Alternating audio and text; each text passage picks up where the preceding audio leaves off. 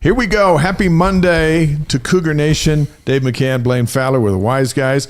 This is the largest BYU sports live stream show in the world, the most watched collegiate sports live stream talk show on YouTube, and it's Jimmer Week. Jimmer Fredette will have his jersey retired and hung in the rafters at the Marriott Center on Saturday afternoon, and that makes this a big week. It is a huge week. And would it be nice if the Cougs won at Baylor and came in on at least a one-game win streak It'd into be fantastic. That game Saturday, and it's a game that they should win, and everybody goes home happy and everybody's pumped about Jimmer and a team on a two-game win streak. That would just make this week the perfect Jimmer week, wouldn't it? It really would. It really would. That's all we need. So we're excited to be with you tonight, Monday night, the best night of the week, of course. And we love spending time with all of you out there.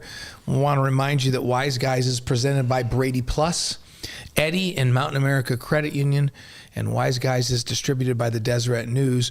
You can watch for this week's new podcast tomorrow, wherever you get your podcasts. Subscribe, please, to our free email at wiseguys.com. You can also watch all of our past content, and we'd love it if you hit the free subscribe button on our YouTube channel. We'll have some Cougar Tribe news a bit later on, so I know a few of you are standing by for that to see if you've won some Cougar coins. Cougar coins, yep.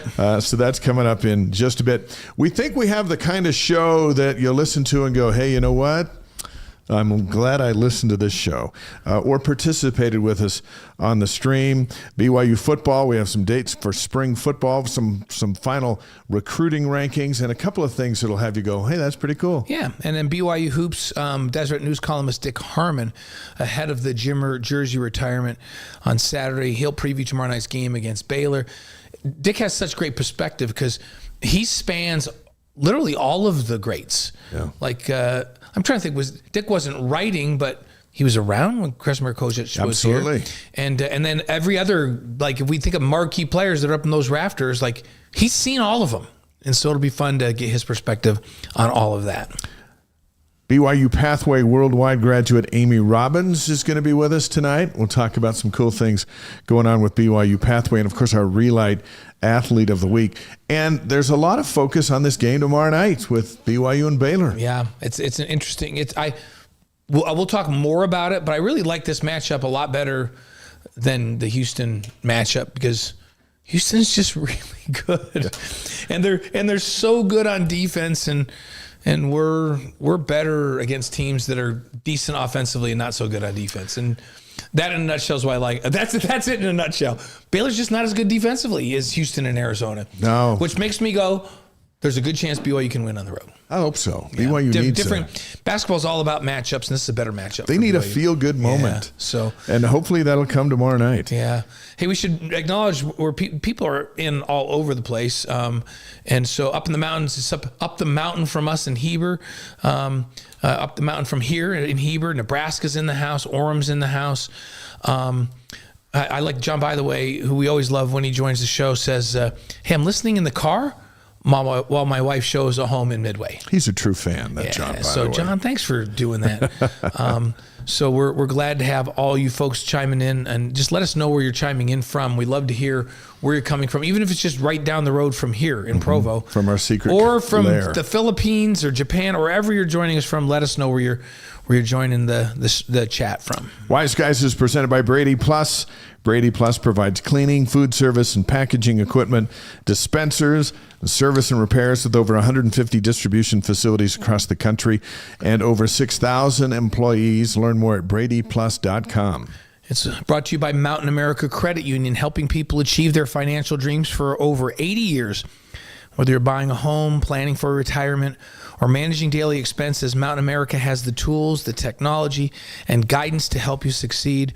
There's a lot of information waiting for you at macu.com, MACU.com. And by Eddie, HR and payroll software built for small businesses.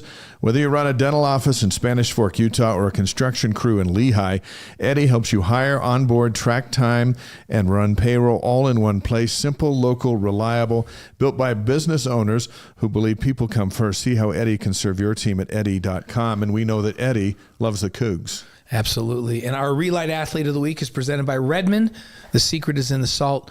Learn what it can do for you at redmond.com. And like every day, like I have Relight every day, Dave. Yeah. I do. Like that's why it's right behind me right there. That's right. See the little bag ones? They come in little individual pouches.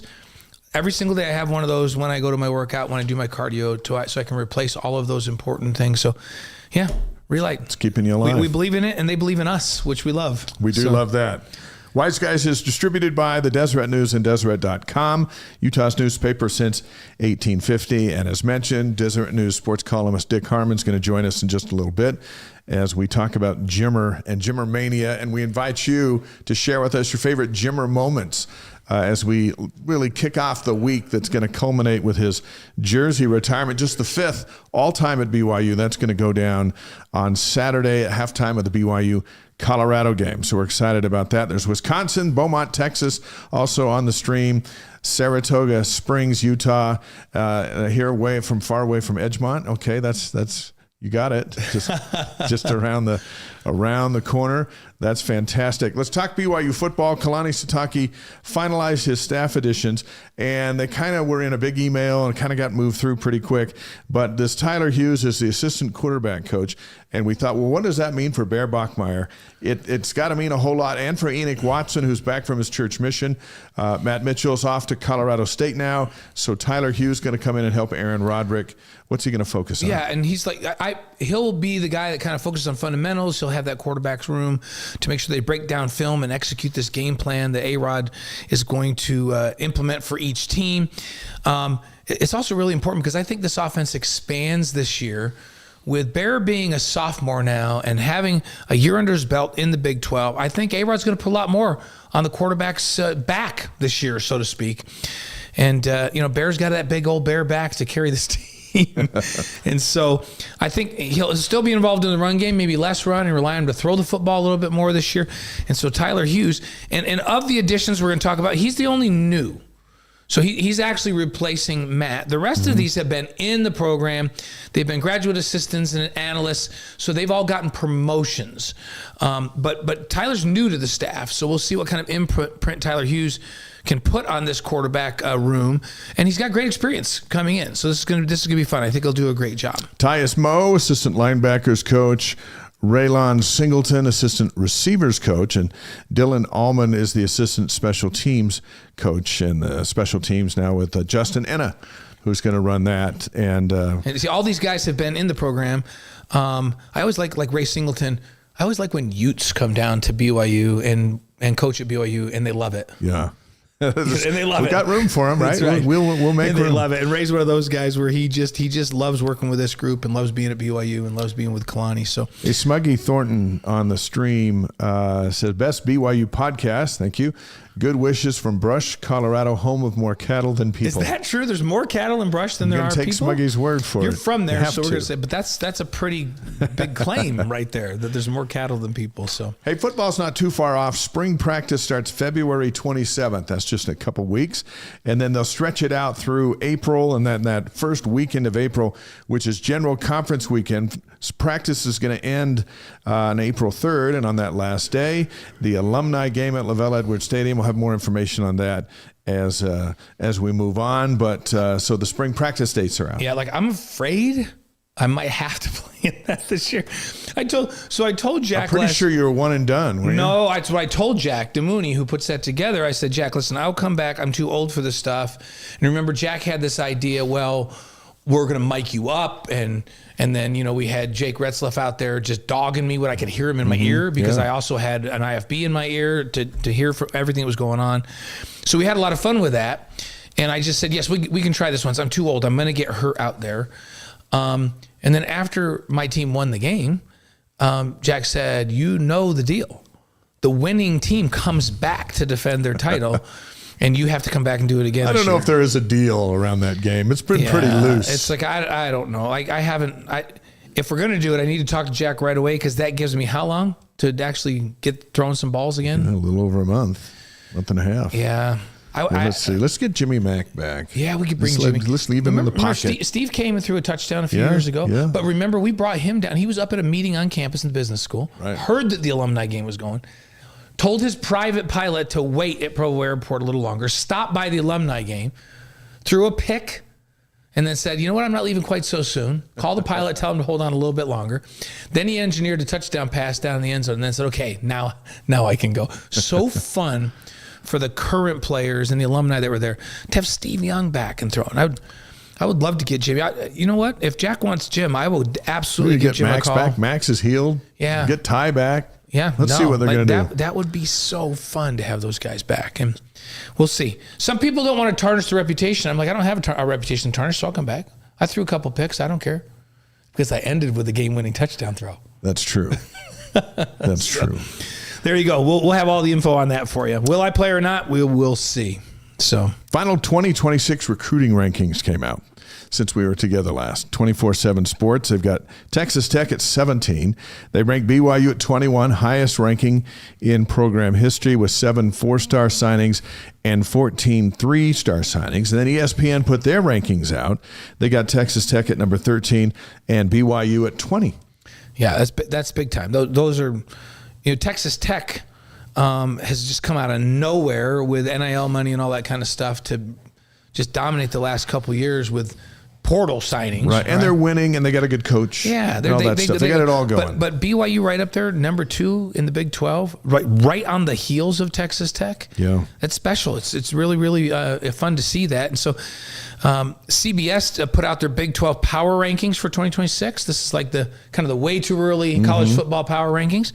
And of course, they have Texas Tech 1. If you and I had a vote, we'd probably put Tech 1, wouldn't we? Right. Then they have BYU 2, which I think we would also do. So they go Texas 1, BYU 2. 3 is the one that surprises me. Houston. Like, Houston's come a long way from 2 years ago. They had a great year last year. Yeah, great finish to the year. They have Arizona at number 4, who BYU plays on September 12th. Arizona State 5, Utah 6, TCU 7, Oklahoma State 8, Kansas State 9, Kansas 10, Cincinnati 11, Colorado 12, Baylor 13, Central Florida 14, West Virginia 15. And how about Iowa State at 16, Dave? Man, have they fallen. Of course, their whole team's now over at Penn State. Their coaching staff, their team, all over at Penn State. Yeah. They just like wiped off the grid. It really did. And doesn't it make you go, whoa, what would happen if Kalani went to Penn State? There would have been a lot of guys that went with him. Because I can tell you a lot of coaches were going with him. Yeah. Like, I know for a fact, a lot of coaches were going with him. And then do the players go, well, I'm going to go with my coaches? And they end up going. It seems to be the trend. So would half of, like, maybe we dodged a bigger bullet than we think. Yeah, I think so. Because Iowa State might be the proof of what can happen, because they're now picked 16th in the league because they just completely had to start the program over again. Keeping Kalani was a game changer, game saver for BYU. Kalani at Penn State, and even if it's Jay Hill, head coach of BYU, that's not the same. You keep Kalani. Yeah, and they did the right thing. We could do a show that would be really interesting to everybody on who was going and who was staying, but it wouldn't be fair. That's way too much. We try to give you insider, but that's too far over the edge. We just know that, hey, look, things were fluid. I'm just telling you, that would have been bad.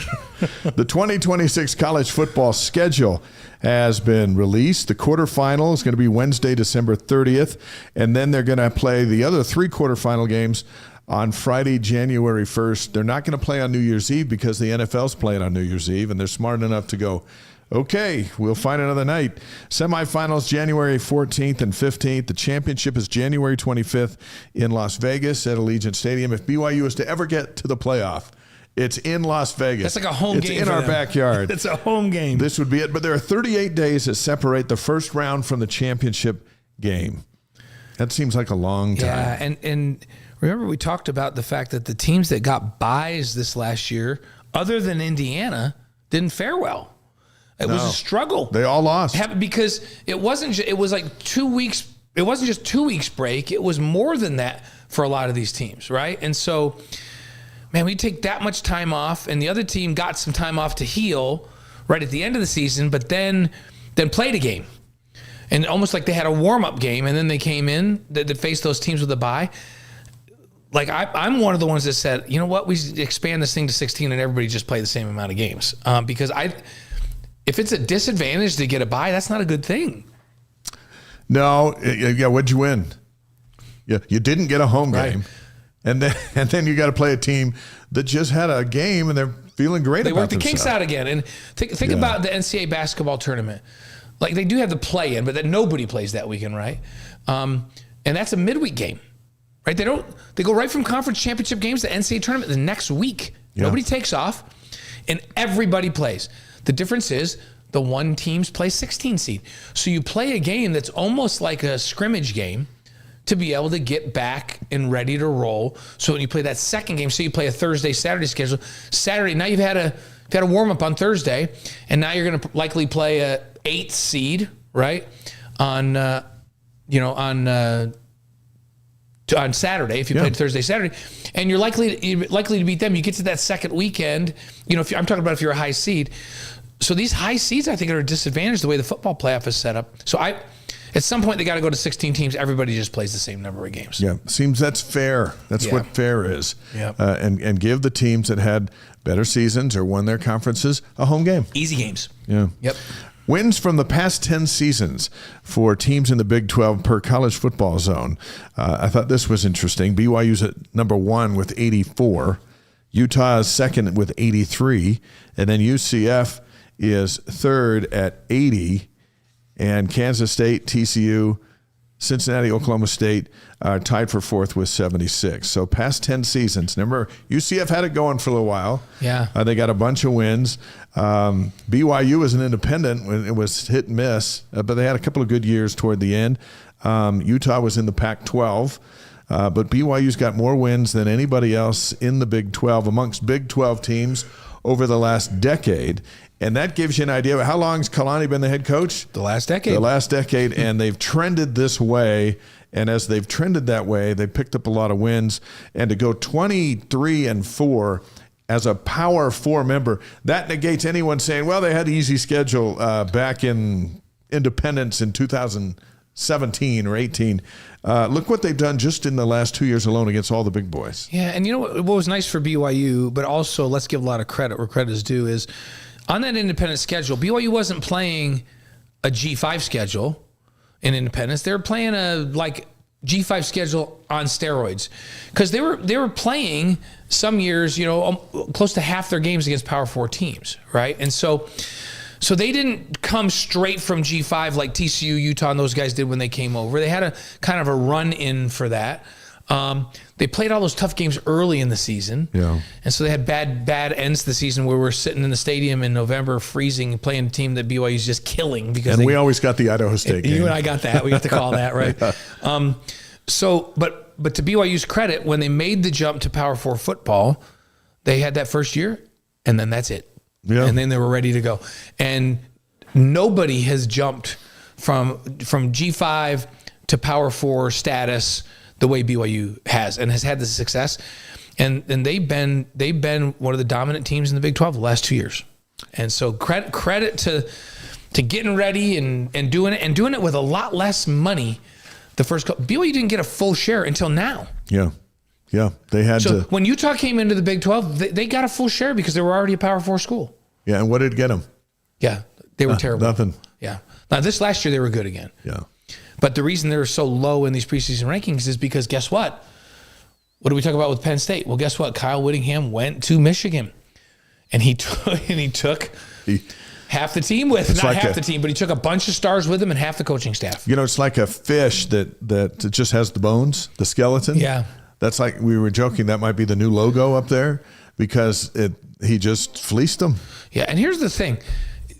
You got to give they're giving Morgan a lot of credit, because they're not giving Iowa State starting over, like whole new, the coaches from the coaches from someplace else. They're kind of starting over. They're giving Utah a little more credit in those preseason rankings by saying, okay, they're going to be 6th, which if everybody was back and Kyle was back, they'd probably be 1, 2, or 3. Don't you think? Yeah. But they're not going to drop to 16th like Iowa State, because they're giving Morgan a lot of credit for keeping some of the staff intact and keeping some of the players intact. But 6th is, man, it'll be interesting to see how Utah goes this next year. That's a tough ask. Yeah. Linda on the stream, that's what's so impressive with what BYU has done with less money, is what they were able to build. And they were kind of built, but they were able to add a turbo to the engine. And get there in the fast lane, and that's where they've been the last 2 years. We expect they'll be right back in the fast lane on September 5th as they finish the season ranked number 11. We think the preseason poll will have them at least in the top 15. Right. And then they're in business. Yeah, and Sylvia says, hey, Sylvia texted her, I'm so glad Kalani stayed at BYU. Sorry for Iowa State. Yeah. Yeah, and she had like a sad emoji too. So that's the Iowa State's not on our schedule this year. Yeah, that would have been nice. This would have been. Yeah, we would have been sad for them when we played them, but. And BYU's had some pretty significant changes on the defensive side. They keep part of that staff, nobody in the back end.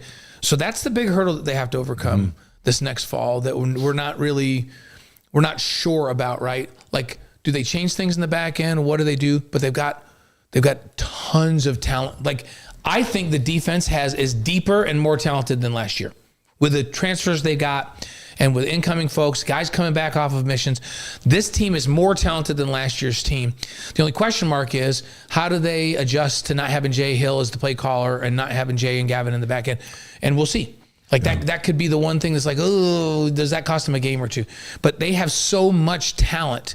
I think they should be able to overcome that. Yeah, it's going to be interesting to see. Everyone has to roll with changes and some tweaks here and tweaks there. And there's a lot of folks back on the offense that are also going to need to tweak some things. Right. As Kalani told us on BYU Sports Nation last week, he goes, we weren't good enough last year. We didn't win the Big 12 championship. Right. We didn't get to the playoffs. So if we just show up and do the same thing, then we're going to do the same thing. In those Texas Tech games, we all felt that defensively they were good enough to be in those games, to compete against Texas Tech. But offensively, Texas Tech was just so good defensively that BYU could not keep up. So they have to take a step forward offensively if they're going to dethrone Texas Tech this next year. BYU TV football analyst, our colleague David Nixon, is going to join the Wise Guys next Monday. We'll get his take on this very interesting offseason heading into spring practice, which starts at the end of the month. The Super Bowl is over. The Seahawks won the game 29-13. Kyrus Tonga had a tackle, didn't have any carries. The Patriots offense wasn't even in a position where they weren't even, they got a touchdown. They never drove to the goal line and did any of that kind of stuff. Right. They got a couple passes, but man, I tweeted out during the game that my brother-in-law's 7-layer dip was more interesting than this game. That time was just going to be all field goals. So the younger folks that were watching with us yesterday said, "Hey, Blaine," or "Hey, Dad, how does this Seattle defense compare with 85 Bears defense?" And I still think that 85 Bears defense, if you take the whole season, is the greatest defense in the history of the National Football League. But that defense in that Super Bowl for the Seahawks yesterday is one of the best Super Bowl performances I've ever seen. It was almost like, and they were good, and they've been good all year, but it was almost like the Patriots prepared for some other defense. Yeah, then they didn't do any adjustments at halftime. They couldn't keep people out of May's face. They were everywhere in coverage. They're the more physical, they were good. So then the attention was drawn to the commercials. Yeah, of course. And I don't think they're as good as they used to be either. Maybe I'm just a good old days guy. I don't think they were either. There was a couple that the Dunkin' Donuts one that brought back the stars of the 80s sitcoms. Sam Malone was in there. That was good. The Lay's chips with the daughter and dad. I thought they were going Budweiser the whole time or something, and then all of a sudden Lay's potato chips. So I thought that, and then the Xfinity one with the Jurassic Park characters. I thought that was creative, but that was it. I didn't see any. Yeah, the Dunkin' Donuts one I thought was really good, and then it made me scared because I thought, wait a minute, can they just have anybody do our show and just throw our faces from 20 years ago on there? I think they can. Can Brad Pitt start making movies as a 35-year-old with AI? AI is amazing. It scared me. Could they just do a whole movie with actors from the olden days and make them young again? Maybe they already have. Yeah, we didn't know it. It's wild. So, but that one was good because all the old stars that you and I kind of grew up with were, you mentioned Sam Malone, but back in their younger days on that Dunkin' Donuts commercial. Yeah, that was pretty clever. It was pretty fun. That was pretty clever. But that was it. And I wrote a story in the Deseret News today about the sadness we all feel when football season comes to an end, which it has. That's why it was cloudy today here in Utah. It's supposed to snow tomorrow now. But there's a joy that comes with its return that is so invigorating, rejuvenating. Anyway, you can read it at Deseret.com. It was kind of, hey, goodbye football. Thanks for the memories. And then I added a couple of memories in there. And the NFL was a phenomenal year outside of the Super Bowl. I mean, there were some fantastic battles, and college was exciting. Of course, the Cougars went 12-2, and that was good, and it filled up so much of our time. And now we go into, we got this basketball team, we got the Cubs coming back, and golf and stuff. But really, doesn't football just command the calendar? Is football America's game? Really? Absolutely, It is. It is. I think the last Nielsen ratings, the top 50 shows, like 49 of them were football games, and something else was like, Miss America. And you and I love to go to the park for a baseball game and have a hot dog and sit on the third base line or sit behind the catcher, and we love that. Baseball, it feels like Americana, but in terms of just fan interest, football is America's game. It really is. So we have some friends in London that were texting me asking if we were watching the Super Bowl. I'm like, yeah, are you guys? And they said, of course. Like, it's big over here. Oh, yeah. So and they go over there and play some games. Yeah. It is big. It's big because the family gets together and we have a good time. I didn't win the Super Bowl prize. I thought I needed one more New England touchdown on that last drive, the drive of destiny, as I called it, and they didn't. What was your favorite food on your smorgasbord? The 7-layer dip from Kenny, and the wings were good. It's all. I would take our Super Bowl spread over Thanksgiving. Oh, me too. It's just like all the food you'd want to eat. Yeah. I think like Thanksgiving's a little healthier, possibly. If the Pilgrims had it overdue again, I think they'd go with ribs, we did nachos. We had salsa chicken, where it's like this really cool chicken that Brenda makes in a crock pot, and then you put it in, you roll it up in flour tortillas, and you eat that. And Little Smokies seem to have been part of our Super Bowl for the last 30 years, I think. Little Smokies. Yeah, they have a place. Yeah. They have a place in the lineup. But I loved all the chips and the dips, and we had spinach dip with chips, and we had salsa with chips, and, Gavin makes homemade salsa. Yeah. Pretty good. It's a great feast. It's great to just be together with the people you love, and despite the game sometimes. And sometimes the game delivers. Last night's was okay, but we had a good time. Here comes the Relight Athlete of the Week, presented by Redmond. The secret's in the salt. Learn what it can do for you at Redmond.com. It's our pleasure to announce A.J. DeBonsa as the Relight Athlete of the Week. Blaine, tell us what he did. Well, against Oklahoma State, A.J. had 36 points in 36 minutes of play. He was 13 of 20 from the field, 5 of 8 from 3. He's really caught fire from three-point land lately. He also had 7 boards in that game. And then against Houston, he had 28 points.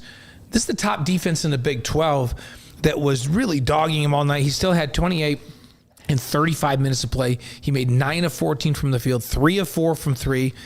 Struggled from the line a little bit, though. That 7 of 12, BYU struggled from the line, and that hurt BYU's chances to win that game. So we want to see him nail that down a little bit. After the game, Houston head coach Kelvin Sampson said, and I quote, "The DeBansa kid is special. You're not going to stop him.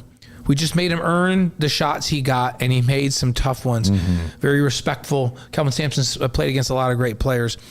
So even with teams double teaming him, beating up on him, AJ leads the nation in scoring with 553 points. That's good for an average of 24 points a game. It's amazing. Yeah, and every single team doubles him now. Tries to get the ball out of his hands, and he still leads the nation in scoring. Over the last 5 games, we talk about this like resurgence in his three-point shooting game, Dave. 57.1% from the three-point line over the last 5 games. That's great. That's kind of he's doing. He's following Yegor's lead, who's shooting lights out from 3 in the NBA right now, and AJ's doing it. Today, he was named the Big 12's newcomer of the week for the 4th time this season, and to the starting 5 for the 4th time this season. Yeah, he's on a run. A.J. DeBonsa is the Relight Athlete of the Week. The secret's in the salt. Learn what it can do for you at Redmond.com. Click on the link in the chat and the show notes for a discount code that'll give you 15% off Redmond products. AJ he has the ball. You expect greatness for a kid who just turned 19. Yeah. That's where we're at. Jimmer Fredette will have his number 32 jersey retired on Saturday during halftime of the BYU-Colorado game. He'll become just the 5th player in men's basketball history to receive such an honor. Our first guest tonight's been covering the Cougars longer than any other human being on the planet, and that makes him a treasure trove for insights and analysis.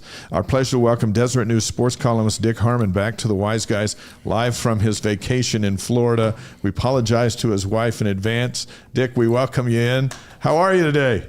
Good. How are you guys doing? Good. Let's start with, tell us what you did today that will make us all wish we were where you are.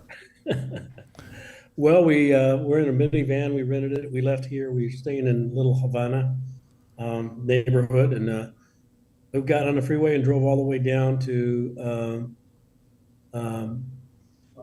Key Largo. Oh, you drove Had a the beachside lunch right by this little harbor. Beautiful place. Just spent a lot of time there, and then drove back. So that was most of our day to day. Just out in the sun. It's about 74 degrees. Oh man. People out there. Sun feels good on your head, on your shoulders, your body. It's a good time. I just ran into somebody that said they're going to meet you tomorrow to head on a cruise. Are they giving me good information? Is this true? Yeah, my sister-in-law. Yeah. Lisa Harmon. Yep. She's remarried. My brother passed away about 4 years ago, and she remarried his best friend, and they're flying in on the red eye, leaving tonight about midnight and getting here about 5:30 in the morning. So yeah, we board about 1 o'clock. They're gonna have a great attitude on that ship. No, they were like they told me a little bit about the story and how they're tied to you and how you're your sister and they were very excited to get down there to join you tomorrow. And so they let the cat out of the bag that not only you're in Florida right now, but you're getting on a cruise ship and you're gonna have a great week ahead of you. Hope you got your golf clubs. Where did you see him, Blaine? I saw them up at the gym. They were walking by me. They were walking by on the sidewalk because I was coming out of the gym early this morning. So you know what they've been through the last 2 weeks. Probably told you. Yeah. So hey, you need to take care of them and let them have some fun down there with you. They need it. We will. Hey, Dick, as you look back at all the great players that have come through BYU, what is it about Jimmer that makes him so unique? Well, I think first of all, off the court, I don't think I've met a nicer person. He's kind. He's generous. He's accessible. You can always talk to him. You can get a hold of him. He remembers your name. He respects you. So does his parents. I've been to many activities where they've been. I had a granddaughter that was getting bullied at school in Houston, Texas, and he's big on this bullying thing. That's part of his charity. And I went to him one time in a golf tournament. I said, "Hey, Jimmer, can I just cut this little 3-minute message with you to her? Maybe you can talk to her and encourage her and build her up a little bit." I said, "Sure." Turned on the phone. He stood there for a good 3 minutes and gave her the greatest pep talk about what's important. If these people have a problem, then that's their problem. It's not your problem. You're a beautiful child of God, and you need to think of yourself that way. And it was really inspiring. He didn't have to do that. Yeah. But he did. Just a simple request. He delivered. The other thing is he's probably the best pure shooter that I've covered in 48 years of doing college football. I've seen a lot of great scores, but for a volume scorer, for the range that he had, and to be able to put it on the floor and finish at the rim, whether it's a long arching beyond the arc shot or a mid-range jumper or some kind of this or that underneath the basket as he's finishing, he had it all. He wasn't the most athletic. He wasn't extremely quick, but every motion that he had was not wasted. And he could set up people. He could do the step back, shot. He would set people up with a, little dead leg thing and then go past them. One of the greatest shooters I've ever seen. And I covered Danny Ainge. Since he was a senior in high school, I started writing about Danny Ainge. He had almost a full court make in a high school tournament in Eugene, Oregon at MacArthur Court. 3-sport All-American, one of the great scorers that you'll ever see. Played in the time when there was no three-point shot, three-point play, and also there was no shot clock. So I remember one game with Danny Ainge, the Wyoming team held the ball, and it was like 14-12 halftime. Oh, goodness. Do you remember that? Yes. So that's the era of Danny Ainge. So comparing the two, you can't really do that because of the era that's involved, because it was a different time and a different game. But with a 3-point shot and range, Jimmer was the very best. It's interesting because Danny came to BYU, as you mentioned, like he could have come and played basketball, football, baseball. He was already he's a professional baseball player while he was playing basketball here.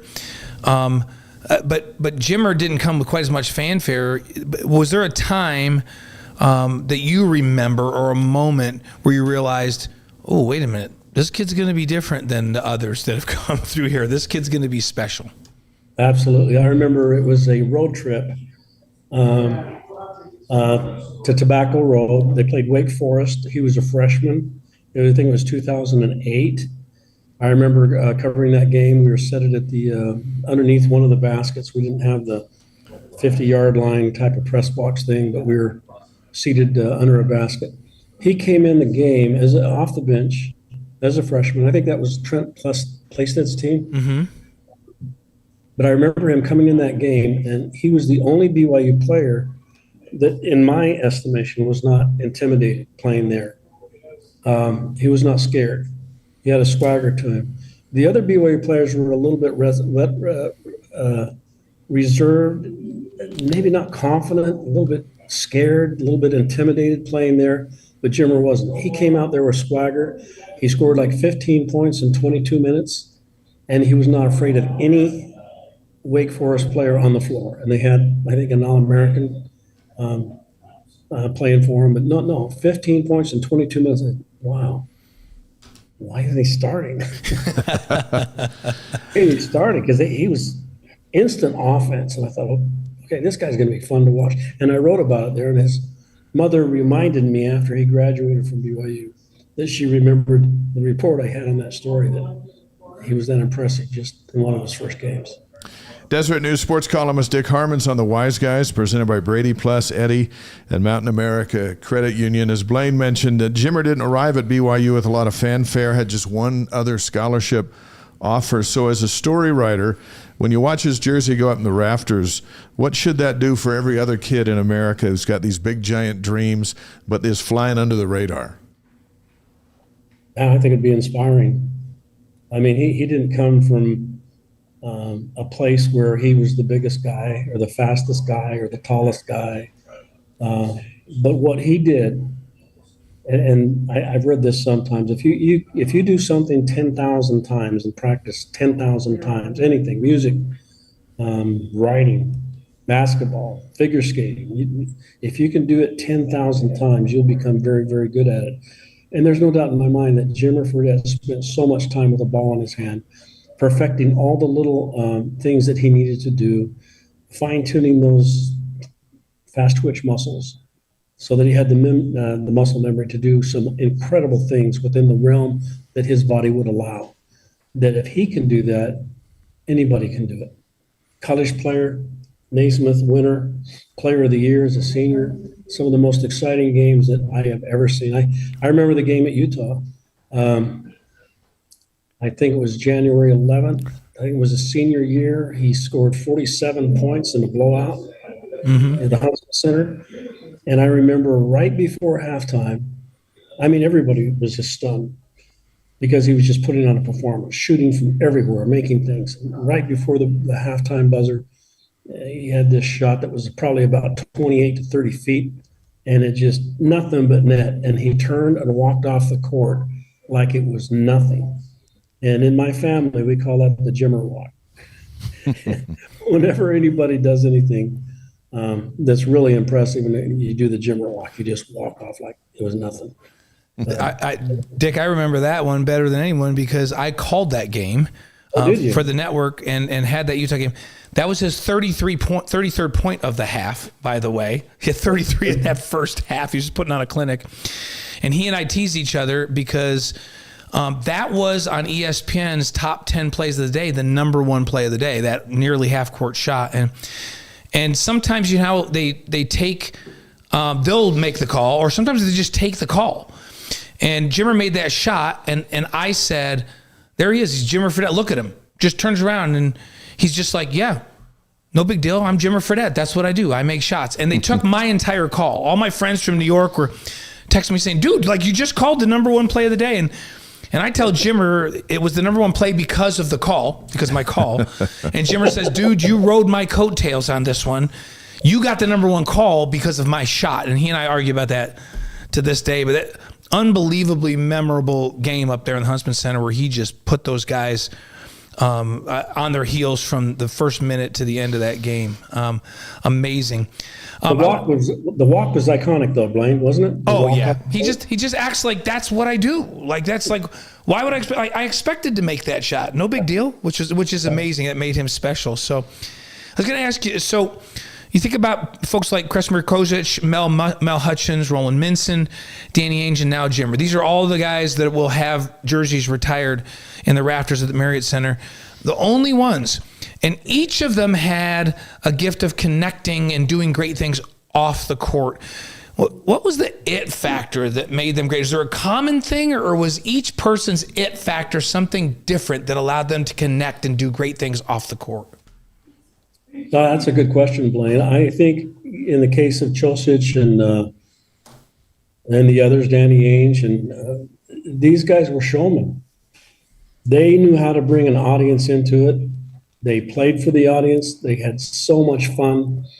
They were so excited to play the game, and they loved it so much that people could see it. You could feel it. And because of that, you got excited about it. Who can forget that San Diego State game in the Marriott Center when they beat them? And both of them were ranked in the top 10. And the excitement was in that game. And everybody ran out on the floor. And Jimmer comes over. He's by press box. And he's glad handing people and signing autographs. It was a tremendous performance, but he loved that. And I think all of these guys had that. They knew what they had. They knew how to display it. They could call upon that and deliver it almost as on cue. They had bad games. They had games where they didn't score more than 10 or 12 or 15 points. But the majority of the time, they were the focus of the other team's defense. The team believed in them, and they delivered over and over and over again. I think that's what stands out about all these guys. And Joseph, I had him one time in my little Volkswagen Beetle. How'd he fit in there? He had long legs. He's a 6'11" kangaroo, man, and he bogged himself in there. And the first thing he did is, "Can I turn on the radio?" What did he turn it to? Did he turn it to country? Did he turn it to rock? There wasn't any sports radio back then. No, he turned it to 960 AM. No, it's KEYY radio because it was a rock station. Yeah, I remember that, KEYY. Jimmer is going to join us on the Wise Guys next Monday and talk about his experience of getting this jersey retired, and he joins Kresimir and the likes up there in the rafters. AJ Devonsa is a kid with big dreams and plenty of attention. Unlike Jimmer, he comes in with all of it, but he's also the leading scorer. We believe it's the first time BYU's had a leading scorer in the country since Jimmer. Yes. If he goes on to win the National Player of the Year and is a first-team All-American and the top pick in the NBA draft, all of which is quite possible, could he be the next BYU player to have his jersey up in the rafters once he graduates? I think so, because if he won Player of the Year, he would meet almost every single requirement. The Hall of Fame at BYU has just exempted a lot of people from some of its, qualifications. They use a special case. So one of the things is to be a graduate and get your degree. Jim McMahon had to go through that, but they've kind of modified that a little bit because they're putting people in the Hall of Fame that are now in their 70s, and some of them does not have their degree. But no, if you were the Player of the Year, if you win the Naismith Trophy, then you want to have the capability of having your jersey retired. Yeah, because those don't belong very often. We've seen two of them, and Chosic is in the Basketball Hall of Fame. Yeah, he was not the Player of the Year in the country. So yeah, no doubt. Yeah, that's a good point. We can say that if AJ's mom Chelsea has anything to do with it, that the degree thing will not be a problem for AJ, because she told him, she just reiterated the other day when we were talking to her, that no, he will get his degree. And we asked him, he was here in the studio with us.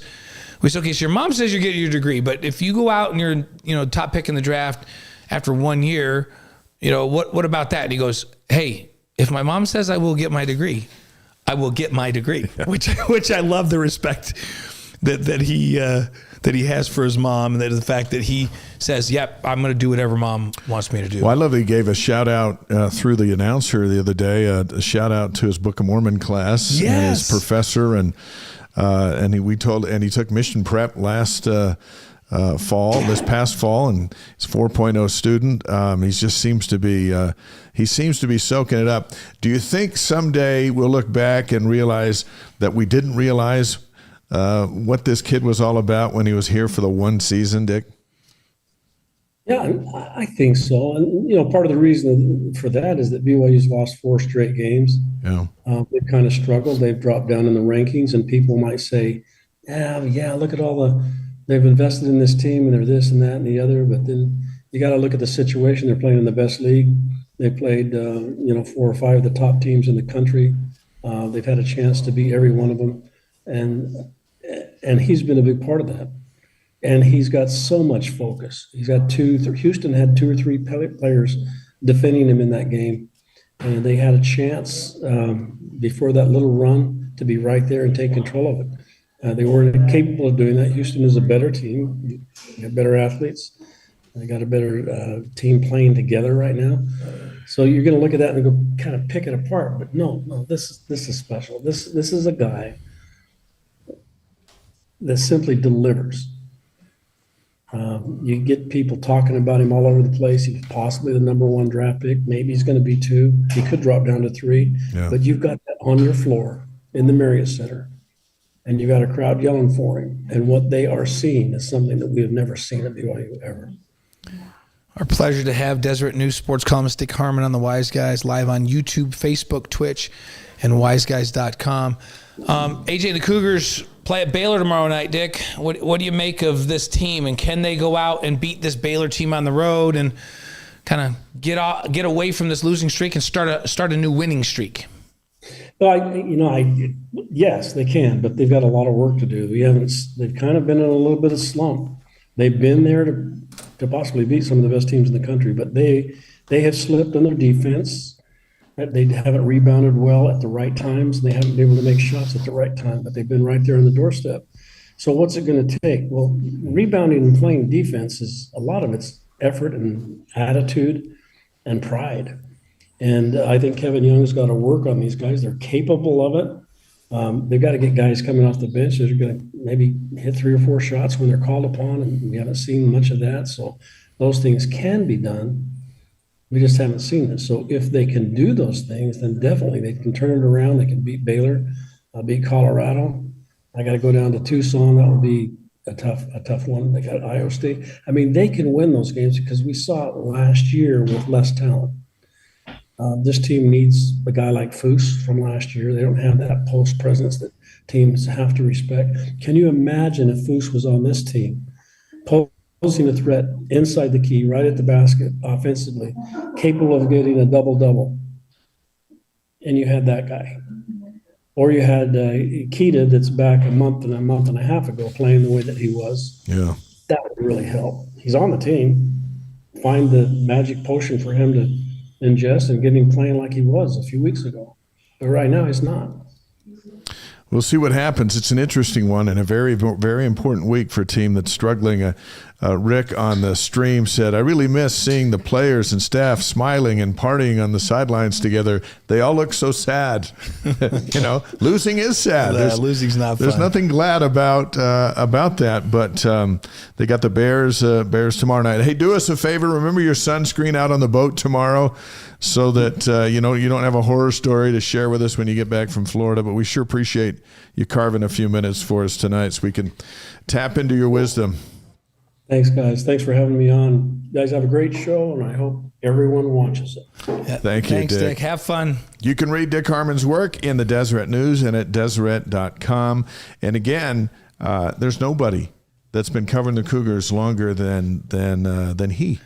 Well, Dick called me when I was a junior in high school and had heard that I was considering coming to BYU. And I was the player of the year back in New York State then.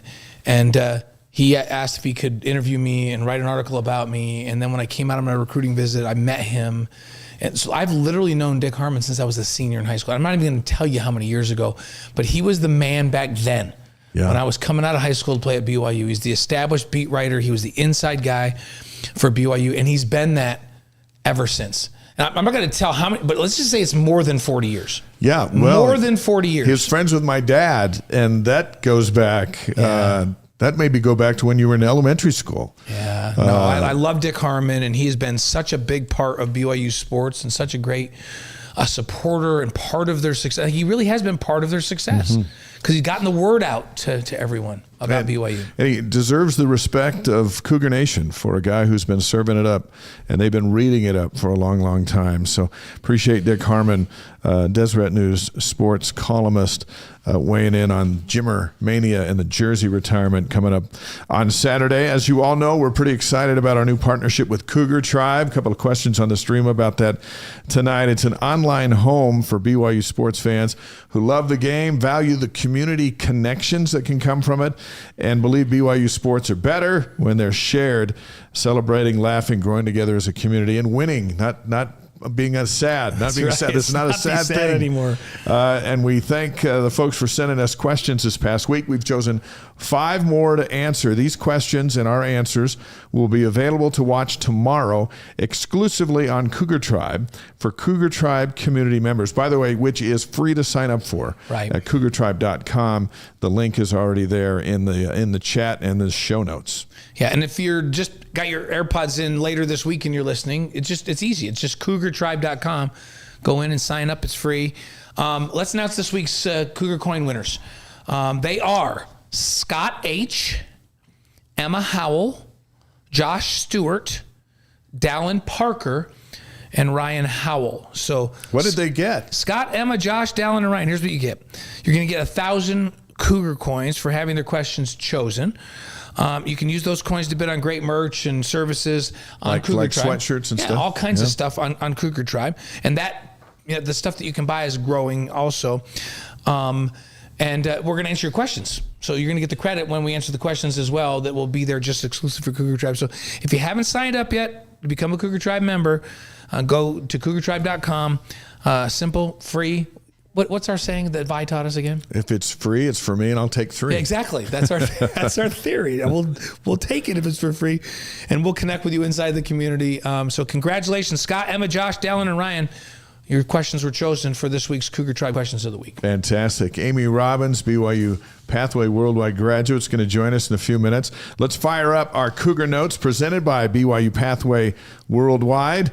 BYU-Pathway makes truly affordable, fully online, spiritually based college degrees accessible to folks worldwide through greatly reduced tuition, weekly peer gatherings, and English support, helping students earn sooner, increase their income, and deepen their faith. Learn more at byupathway.edu. So we were talking about AJ with Dick Harmon. Let's talk men's hoops. Now 17-6. They're 5-5 in the Big 12.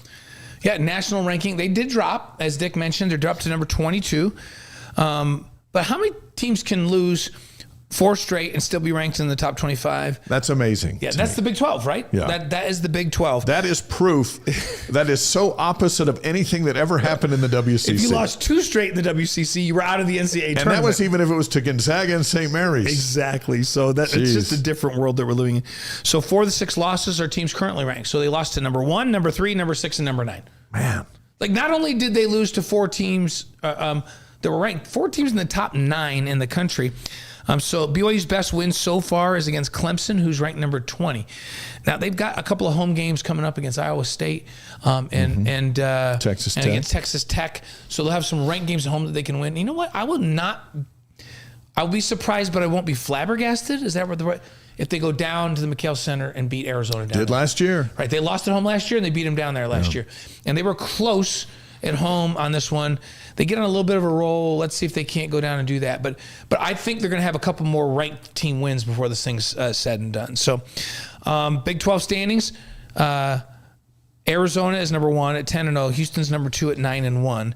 Then Kansas and Iowa State are both number 3 at 8-2. Texas Tech is 5th at 7-3. Central Florida and West Virginia are 6th at 6-5. BYU's 8th at 5-5. We just thought we'd mention this for the sake of mentioning that Utah is currently in last place. There's 16 teams. You can get an idea where they're. So the net ranking is 18. Yes. The bracketology has him a 5 seed as of today. And then in the top 12, in the top 25 for Big 12 teams, Number 1, Arizona. Number 3, Houston. So Houston wins in the Marriott Center. They jump up to number 3. Iowa State's number 5. Kansas is 9. Texas Tech 16, and BYU's 22. That's just an unbelievable run of teams from the same conference. Yeah, and it was a rough week. Houston beat BYU 77-66 in Provo. A Saturday night, the close game till late. I thought BYU played much better on defense in this game. The last BYU lead was at 52-50.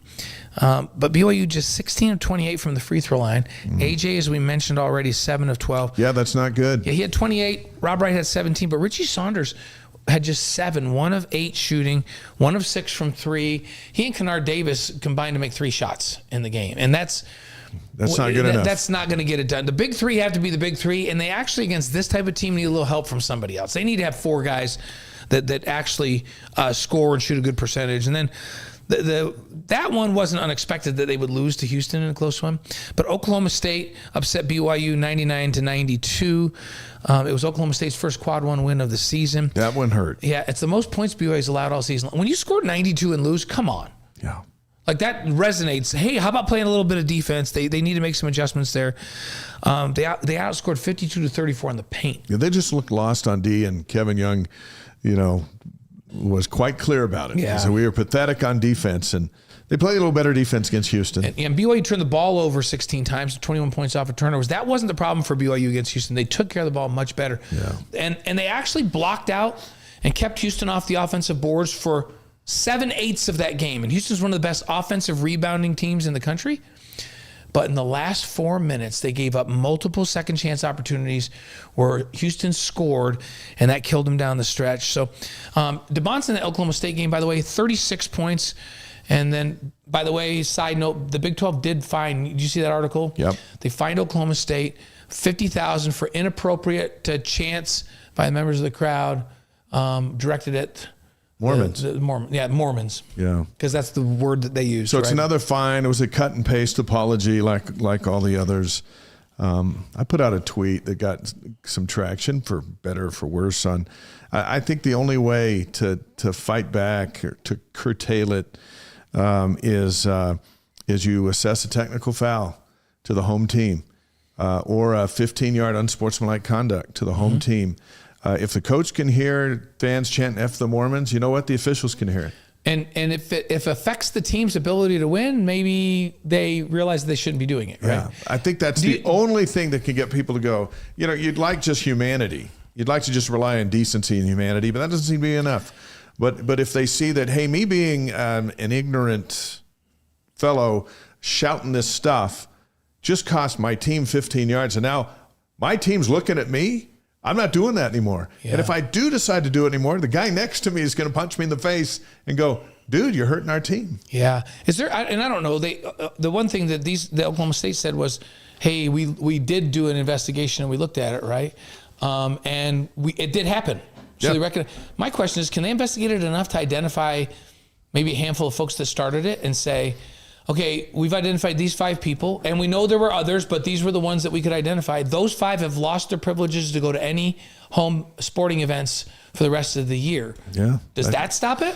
I don't know if it will. You'd think it would. At USC it was the football crowd. At Oregon it was the football crowd. At Arizona it was in the arena. Seems like arena crowd you'd be able to at least identify where it's coming from easier. Yeah.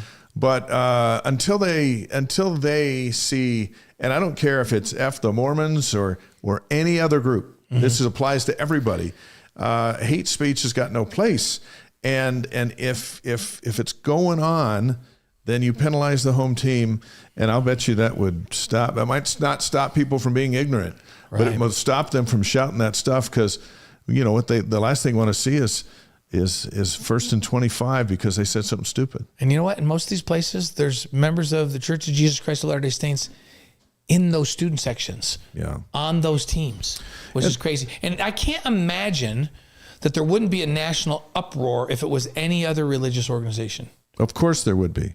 And so it just seems like they've got to really do something. So anyhow, we'll put that to rest. But that was it was concerning. It keeps coming up again, right? We've now put it to rest like 10 times. Yeah. So let's see if this puts it to rest. But I don't know that it will. Yeah, I'll tell you what isn't going to put it to rest: $50,000, which is what they were fined. Yeah. That doesn't do anything to anybody. right? Not when these programs make $200 million. So we got a big week. That's a Big Ten team. That's what Michigan makes. Yeah. But 60, 70, 80 million. Yeah. So it's $50,000. Nothing to the people out in the crowd. That's like me taking a $1 bill out of my wallet, or you taking. That's like you taking $30 out of your wallet. Yeah. Me at 1, you 30.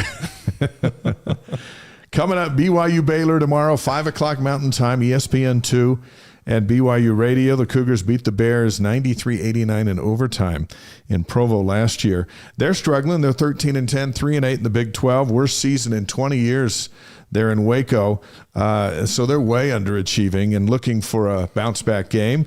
And they've looked good their last 2 games. They won at West Virginia, which is no easy chore, and then they lost by 3 at Iowa State after putting up a really good fight back on Saturday. So they're licking their chops for a wounded BYU team. Yeah, they look better against Iowa State. This is a team, and I mentioned it earlier, I like the matchup because BYU seems to struggle the most against really gifted physical defensive teams. And this team shoots the ball 48+% from the field, which is top 50 in the country in shooting percentage. Baylor does. So they're gifted offensively. They share the basketball, top 70 in the country in assists. So they're a good offensive team, especially at home. But they're 220th in the country in scoring defense. They have not been a good defensive basketball team, and they give up almost 75 points a game.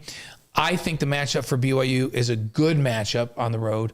And if BYU can get going and knocking down some shots and get some stops and play the kind of defense they played against Houston, I think this is a road win they can go get. Yeah. Then they can come home and they can win at Colorado and kind of be on a little bit of a roll and have some confidence back before they go down to Tucson and try to beat number 1 in the country. Colorado is Saturday at 2 o'clock Mountain on FS1 and BYU Radio. Pre-games at 1 on BYU TV and BYU Radio. The Jimmers jersey will be retired at halftime. Last year, BYU beat the Buffs over in Boulder. They are 14-10, 4-7 in the Big 12. So it's an opportunity for BYU to pick one up. And you know what? They've lost 4 in a row, so you got to jump on these. Yeah, last 4-game losing streak was in 2023. And the team's Pepperdine. So it's at Pepperdine, at Gonzaga, Santa Clara at home, and St. Mary's at home. So it's a little different than this one where they lost to number 1 Arizona, number 9 Kansas, then at Oklahoma State, and number 3 Houston. Yeah, just a little bit. Just a little bit different. Different kind of a run. So top 10 offenses. The Field of 68 put it out on X. Illinois is 1, Houston's 4, Arizona 6, BYU's at 10. They can score points. What's crazy is the Houston and Arizona, if you look at efficiency, defense, and offense, they're both top 6 in the country. In fact, Houston's top 5 in both. So this is a great league, but BYU is very good on offense, and that's why I like the matchup this weekend. So Dawson Baker, a little update on Dawson Baker. Assistant coach Brandon Dunston says that Baker qualifies. They did an appeal to see if he could return next year for a 6th season. Said he can if he wants to. He's out this season with a knee injury, and they miss Dawson Baker badly. We talk about consistency from the outside. If you double AJ, and then you're worried about Rob Wright and Richie penetrating, and you leave Dawson Baker open on the outside, he's going to knock down threes. Yeah. Consistently. They miss him badly. Yeah, and we look forward to seeing what he's going to do, but it's great that he's got an option. Notable Big 12 games this week. Number 1, Arizona. They're 23-0. They're at number 9, Kansas at 18-5. That's going on tonight. Number 16, Texas Tech at number 1, Arizona on Saturday. Number 9, Kansas at number 5, Iowa State on Saturday. It's like a super Saturday in the Big 12. And ESPN's top 50 players at midseason, they have 15 of them from the Big 12. 15 of the top 50. AJ is number 2. Darren Peterson for Kansas is number 7. And they've got Richie Saunders in at number 34. We're going to take a break from our campus notes and come back to that in just a moment. Our next guest is a BYU-Pathway worldwide graduate who is proof that you're never too far removed from your college years or too busy to earn a degree and improve your life. Our pleasure to welcome to the Wise Guys, Amy Robbins. Your whole life has led up to this moment. This moment. I'm so excited to be here. This is super fun. So what's going on? How's your day been? It's been a busy day. Yeah. But this is a really fun ending to it. I've been doing all of the things that I normally have to do. I'm a Relief Society president. I help with an internship. I have grandkids that I had to run to Costco today. I went out to lunch with my husband. I cleaned a bathroom, and now I'm here. Yeah, this feels like the cherry I thought on my top. day was crazy, but my day was like all just kind of one thing over and over and over again. But your day, you did some of everything, and you still found time to go out to lunch with your husband, who's here in the green. Well, it's sort of. He's not quite in the green room. He's just outside the green room over here. So. Your green room isn't very green, though. No, it's really an orange couch. It's an orange couch, and it's a brown. What color is that carpet? I don't even know. Sort of brown. Yeah, so it's really the brown and orange room. It's good to have Keith with us. We're excited to have you here. So, as you mentioned, it's never too late. It's almost a year since you earned your bachelor's degree in professional studies from Pathway. What motivated you to consider to go back to school? Craziness, obviously, because why would you? Right. I got a associate's degree when I was, 24-ish, whatever. And I did it because you're supposed to go to college or you're looked at as not as smart or something, right? And so, but I didn't really know what I wanted to do. I took classes and I did okay, but I didn't know where I wanted to go with it. And then I started having kids and it took too much more time. And why keep going to school if I don't have a plan? It's silly.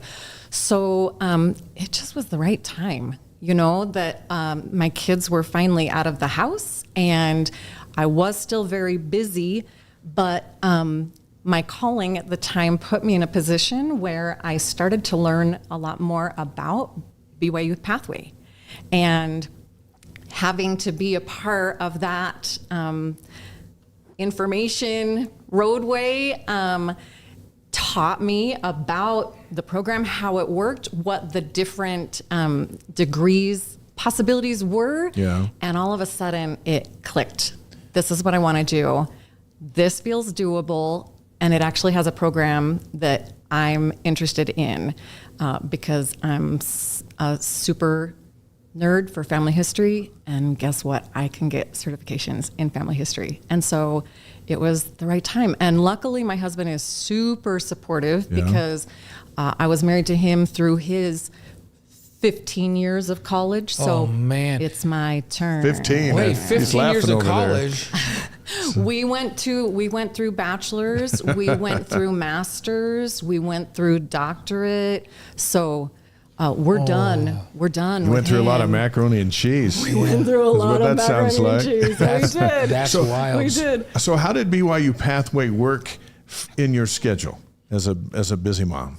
It was really perfect in that way. Number one, it's all online. So I don't have to worry about living close to any sort of campus. I don't have to show up for anything. All I needed was my computer. And when I started Pathway, the first year of it, I got the opportunity to meet at weekly gatherings. And those did have a specific time of the week that we met. But that was the only thing that ever had a specific time. Everything else, I was able to fit it in where I could. Each of the classes have weekly assignments, so I needed to make sure that I got stuff done on time. But if I got it done on Monday afternoon or Friday in the middle of the night, it didn't matter, whenever I could fit it in. I also loved that there was no pressure to have to go full time or take a full load. And so for most of my journey, I did only take 1 or 2 classes at a time. So it did take a little bit of extra time to be able to finish my schooling, but that worked for me. It was good. So you already had an associate's degree when you started. Yep. So you had 2 years in. And then, so how long did it take you from the time you entered the Pathway program till you graduated? I entered the Pathway program in fall of 2021, and I was able to graduate April 2025. And again, only taking 1 or 2 classes at a time. So basically took you 4 years, twice as long as if you'd been full-time. Yes. But on your terms, and on your schedule. Yes, and that's what I could handle at the time. And so it worked well for me, and I was willing to let it take a little bit longer so that I wouldn't be too stressed, too overwhelmed, and I could still do the things that I wanted to do and were important to me in my family, in my neighborhood. That seems to be the mantra of BYU Pathway, is to meet you on your clock and provide an opportunity to get educated. And that message are taken to the whole world, because an educated world is a better one. How empowering is that degree to you? You know what? It really, as I was going through school, I was excited to be able to get this schooling. I didn't feel super attached to the specific degree. I was excited to be able to learn the things that I wanted to learn. But honestly, getting that degree, it's super exciting. Yeah. It feels really good. I now have a piece of paper that says that I'm smart, so it's now true. We're still looking for evidence for ourselves. We both have papers and we don't feel very smart. So. Well, I don't feel it all the time either, but I have the paper that proves it. That's it. So yeah. Well, So when our kids would sass back to us, we go, listen, we have a college degree.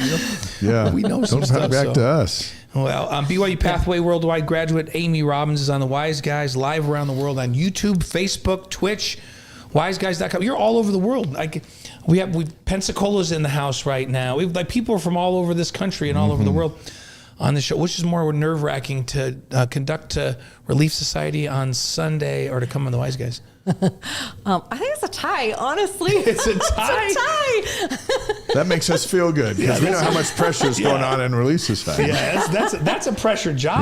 Yeah, nice. That's nice. Well, let's go back to your days with Keith at BYU in the Ty Detmer era, which was a golden time to be on campus. In the scenario of your busy life then, and with Keith in school, did you ever consider that you'd be back in school and get a degree and march on at any phase in your life? Yeah, no, I didn't. Especially, at that time, like I said, I wasn't super great at school. I didn't know what I wanted to do. And so I just felt like, well, maybe it's not for me. Maybe that's not a part of my journey. And I'm here to support you, and I'm here to enjoy the BYU vibe while we're here. And then we'll move on to whatever comes next. So yeah, it was a fun time though. We showed up, got married, and came to BYU right, I feel like at the height of everything. We were started at BYU fall semester 1990, just like right at the time Ty Detmer and BYU played Miami. Beat Miami, and then just months later he gets the Heisman. So we didn't come in knowing anything, but we just walked into this exciting height of a time, and it was really fun. It was really fun. Yeah, that was a great time to be on campus, and a lot of fun. How hard was it? You said took it 4 years on your schedule, but you're balanced a lot of stuff. And you said you were in a church calling that made you kind of aware of Pathway. What church calling were you in then that made you aware of it? I was in the Stake Relief Society presidency. And so part of my calling was being involved in self-reliance committees, which then also incorporated education and therefore BYU-Pathway. And so I got to be involved and go to a couple of, I lose the word, like a fireside. Oh, Yeah. And just learned so much about it. And it really has changed my life. And it's been a fun process, not only as a student, but now also I help with an internship that helps students. And so I get to see the effect that it has on so many other people. And that has been just as fun as the effect that it had on me, to be able to see so many people learn and grow in their specific situations that they're in all around the world. It's been very fun. Well, you're an expert now, and so you get to field this question is why do you think folks should look at BYU Pathway Worldwide to expand their education opportunities? Oh, I think there's a list. So here's the list. Okay. First of all, I'm so excited that BYU-I has now started doing 3-year degrees. And so that's huge, right? If you already are worried about the amount of money, about the amount of time, now instead of a 4-year degree, there are 3-year degree options. So that's amazing. Number 2, I think that because BYU Pathway classes are all online, you don't have to be near a campus. You can literally be anywhere in the world, and you can accomplish something. Like I mentioned, for me, what worked for me is being able to go at my pace. And And then another thing that I really love is that because it's set up in certificates that you can take, even if you're not necessarily interested in getting a degree, but I am interested in getting more education in this specific area, because just that little more education might get me a raise in my job or whatever. So it isn't set up that you have to take all of these core classes that don't really have anything to do with what you're wanting to learn up front. You can start with the certificate classes. And if that's all you want, if that's all you need, that's it. You can walk away. So I think for so many reasons, it really can help make a difference in people's lives. And you don't have to be a member of the Church of Jesus Christ of Latter-day Saints. You can go to BYU-Pathway.edu and find out what it can do for you. Yeah. Isn't that crazy? It's awesome. It really is. It really is. Yeah. You mentioned that you're a project manager now. This is for the Family Search Community Tree Building Internship. It serves students all over the world. Yep. And tell us a little bit about how that works and the impact that you have seen from this project that you're running. Okay, I love talking about this. It's so fun. So I did this internship as a student, and I loved it so much that when I graduated and I didn't have my classes over my head, I contacted them and I said, can I come back and help as a volunteer? And so it was so fun. So this internship is sponsored by Family Search and then works with BYU-Pathway, the VROC BYU mission, and the BYU Record Linking Lab that is run by Professor Joe Price. And so all of those entities work together to help us be an internship that family history students through BYU-I and BYU-Pathway can take, so that it's not only helping them practice the research skills that they've learned doing family history, but it's also a way to gain soft skills to add to your resume, because you are the project manager of your own project and you are bringing in volunteers and you are running your team and you are finishing this project that you have put together, and you're putting in 80 hours and you're doing a lot of things to make this happen. It's so fun to see students from all over the world join this internship, and I'm impressed with them all the time. We have some students that are from the United States, and they're lucky to have a computer and internet access 24/7, and they have everything that they need.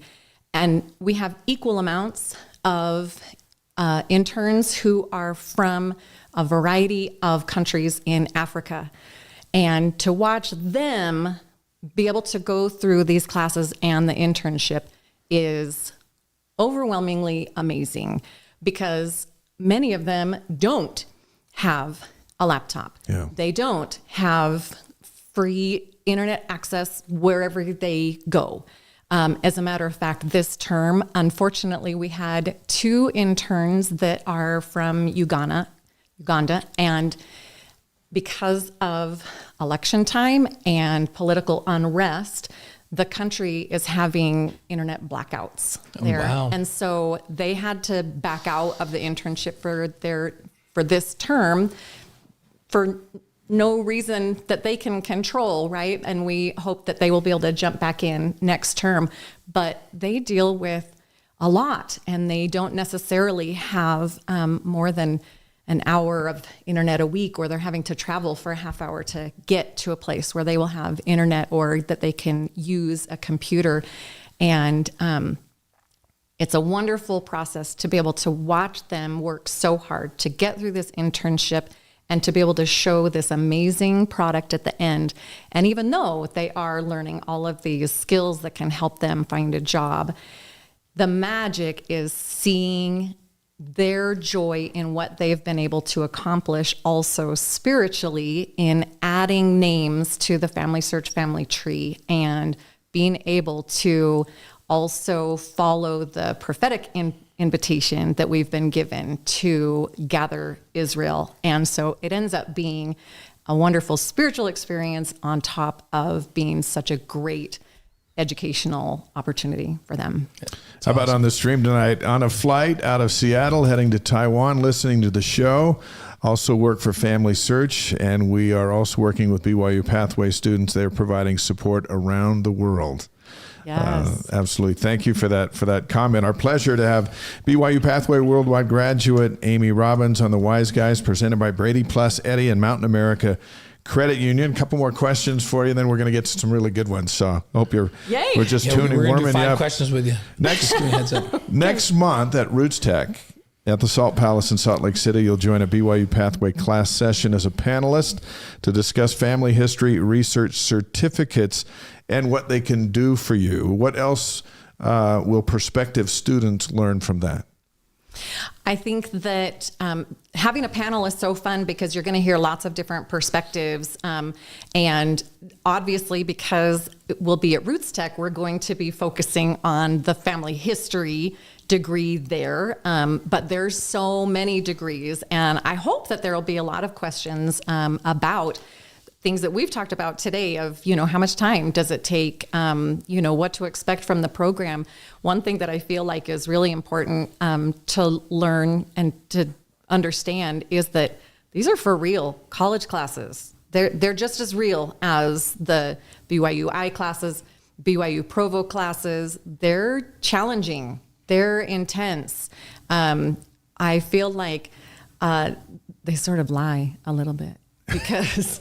Because they say, okay, this is a 3-credit class, so you should expect to spend about 9 hours a week, A little more than that. It's a little more than that. Just like they lied to us when we go to BYU Provo. When I took American Heritage, they said, you're going to love this class. Yeah. I don't know if lie is a little harsh, but they're just... They're tricky. Yeah. They do a lot of wink, wink. They're encouraging. They're encouraging. Yeah. Yes. And so the classes are very challenging, but I loved every single one of my instructors. They have free tutors available for all the classes. So many things, discussions and things that you are working with your peers also. And so there was so much support and help. And even though it was super challenging, it was so positive. And it seems like you're part of a community, even though it's an online community, you're part of a community as if you were on campus in a class. It felt like that. Cool. Yeah. It definitely felt like that, which I feel like adds to the magic of it. Even though you're doing it on your own, you really don't feel that way at all. And so, it's very fun. DJ, let's put up that picture. There's a free online version of the webinar for folks who want to watch but might not make it to Roots Tech, and that class will be held Thursday, March 4th at 4:30. Room 155A at the Salt Palace. BYU Pathway is also going to take up residence in the Expo Hall, where folks can get in-person information. I think we have a picture of the Expo. This is what it'll look like. It's what it looked like last year. So folks can just walk up and say, I got a question, right? Yes. And they can get an answer. And I'm going to be volunteering there at the booth on Friday morning, so come and see me. Awesome. I talk too much. It'll be fun to visit. Tell them the Wise Guys sent you, and Amy will give you even a better answer as you go up there. So as we've spent time with BYU Pathway Worldwide, and we're both convinced this is one of the greatest miracles of modern day, where anybody, anywhere can take advantage of an opportunity to improve their education. Our last question before Blaine hits you with 5 really big ones. In your experience, what can additional education do for a person's sense of worth? For me, number one, it reminded me / solidified that I was still capable of learning, which really, after just having children and moving on in life, and I don't have a 25-year-old brain anymore, and all of these things, I was nervous about going in. Am I going to be able to remember the information? Am I going to be able to take it in and then spit it out on exams and do research reports and whatever? And so it actually was really empowering to feel like I'm doing pretty well. I've got this. I can do this. I also feel like I love how through the Pathway program also, you take institute classes each term. And so it also kept me spiritually fed throughout the whole thing. And one thing that I also learned, and I feel like it's pretty basic, we should all know this, but I didn't, was that God cares about even the test that you're going to be taking on Friday. He cares about what you want to learn. And so I learned to not be afraid of relying on him for even those things that to me I would feel like, oh, that's little. I'm not going to, worry about, bothering him about that, but it helped me learn more about God, and it helped me with my relationship with God, along with then also feeling like, no, I can do this. I'm smart and I'm capable, and this is fun. Feels like that's what it's all about. Yeah. That's great. Remember the old saying, I don't hear this one as much anymore, the glory of God is intelligence. Remember we used to hear that all the time when we were younger? It really is. I think it still is. Yeah, I think it still is. It's still true. It is. Like our Father in heaven wants us to learn and to gain intelligence. That's what we get to take with us, right? Right. And I mean, there's lots of ways that we can do that, right? It doesn't have to look a certain way, but I think that the Lord always wants us to be learning and growing. And this is one really excellent way. Well, we're about to learn a whole lot about you. You ready? Yeah. Okay. You're not even allowed to think about these. The first thing that comes into your head. Okay, you got to read the promo. Okay. 5 questions for Amy are presented by Strategy Square. Let Chantel help your business grow through social media. Learn about how by contacting her at strategysquare.co. Yeah, Chantel does all of our social media stuff for us. And she's a BYU-Pathway She's graduate. a Pathway grad. Nice. How about that? So we're big time into BYU-Pathway. So these are 5 questions for you. Okay. The first one is your favorite sports movie. Rudy. You didn't sound too confident in that answer. She looked scared for a second. Scared for a minute. And then she just pulled Rudy right out of there, which is one of the greatest sports movies of all time. It took me a minute. On the way home tonight, I'll think of 5 more, but that was it. Rudy's great, and it's also so emotional, right? And it's the little guy wins, and right, yeah. No, it's great. So, your favorite singer or band, performing artist? Oh, okay, that one is a really hard one for me to answer. But I will say that my go-to for just all the time for like feeling good is James Taylor. James Taylor. Yeah, he was classic. I just saw an interview with him the other day that they asked him what his favorite song he ever wrote was, and he said Carolina. Like, in my mind, I'm going to Carolina. That one's a good one. Yeah, great singer. I love it too. So, your favorite breakfast cereal? Cracklin' Oat Bran. That's way too healthy for this show. Cracklin' Oat Bran. I know, but it's crunchy and it's super cinnamony and sweet. So does it have enough sugar on it to make it okay? Do you put more on it? Try it, I dare you. It's so good. We just got dared to try Cracklin' Oat Bran. Yeah. Right on For the real. air. Like, as soon as you said oat and bran in the same sentence. No, I get it. You lost me on that. I get it. Because I'm not going to just eat like Special K or something. I want sugar. You're talking to Captain Crunch. You're talking to professional sugar-coated cereal eaters. I do love Captain Crunch, and you're too. talking to, and mine's like the healthiest sugar cereal ever, Cinnamon Life. That one's so good. Yeah, see? That one's so good. But not the healthiest, I'm sure. And I'm not opposed to Frosted Flakes either. Okay, but here's the thing. Cracklin' Oat Bran is also delicious on top of yogurt or something like that. See, now I do, but if I have some yogurt when I'm feeling healthy, I will put some yogurt and some blueberries in it. I mean, some granola and ruby. Okay, but so I should do Cracklin' Oat Bran in it instead. Okay. Yes. We're gonna judge on that, but we have you down. Okay. We're putting it. Not sure I'm pleased with that answer, but we're gonna put it down. I can take it. It's fine. All right. Okay. Now, your favorite BYU moment. Doesn't have to be sports. Yeah, it could be, and it could be when you were at BYU Provo. It could be, your favorite moment ever. Okay. I think that overall, just with the nostalgic feelings of it, is that when Keith and I were at BYU Provo, we lived in YView Park, which is very near Lavelle Edwards Stadium, right? So I think really the funnest part of living so close was that even when we couldn't go to games, we could hear the crowd. We could hear the stuff. We also, for multiple years, then were also able to hear Stadium of Fire and see the fireworks and whatever. So I feel like just that whole vibe is my favorite sort of memory. Awesome. Yeah. Wymont Terrace for us when we were Wymont Terrace. Oh, yeah. Just up the road from you. So your favorite thing about BYU Pathway Worldwide? If you had to pick out one thing that stands out, what is it? I think the accessibility. It just made the idea of education for me feel doable and real. And so I think it's accessibility would be my number one thing.